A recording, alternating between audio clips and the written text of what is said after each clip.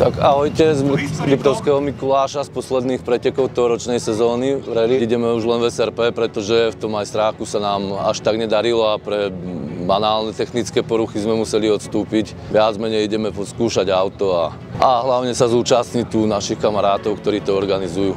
Prídu k nám. Je najväčší legendy, ale